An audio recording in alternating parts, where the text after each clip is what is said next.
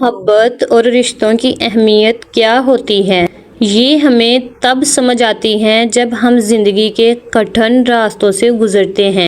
آج کے انمول قصے میں ہم آپ کو دو ایسے بھائیوں کی کہانی سناتے ہیں جن کی مثال آج بھی دی جاتی ہے۔ السلام علیکم ناظرین، ہمارے چینل انمول قصے میں خوش آمدید۔ امید کرتی ہوں کہ آپ سب خیریت سے ہوں گے۔ تو آئیے شروع کرتے ہیں یہ کہانی کہ ایک چھوٹے سے گاؤں میں دو بھائی رہتے تھے، سلمان اور رحمان۔ ان کے پاس اپنے والد کی چھوڑی ہوئی تھوڑی سی زرعی زمین تھی۔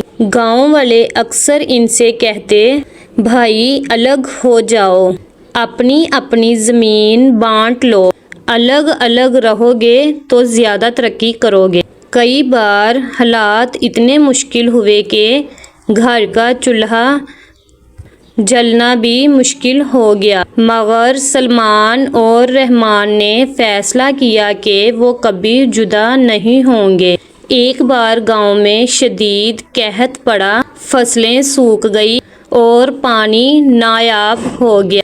سب لوگ مایوس ہو کر گاؤں چھوڑنے لگے، لیکن دونوں بھائیوں نے ہمت نہ ہاری۔ سلمان دن بھر کھیتوں میں کھدائی کرتا تاکہ پانی نکل سکے اور رحمان بازار سے بیج اور کھاد لانے کے لیے اپنی جمع پونجی لگا دیتا۔ وہ راتوں کو جاگ کر کھیتوں کی حفاظت کرتے اور ایک دوسرے کا حوصلہ بڑھاتے۔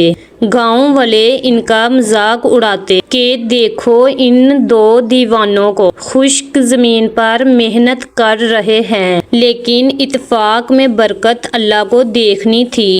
جس دن فصل کٹنے کا وقت آیا، وہ زمین جو سوکھی تھی وہاں ایسی ہریالی اور ایسی پیداوار ہوئی کہ پورے گاؤں والے دنگ رہ گئے۔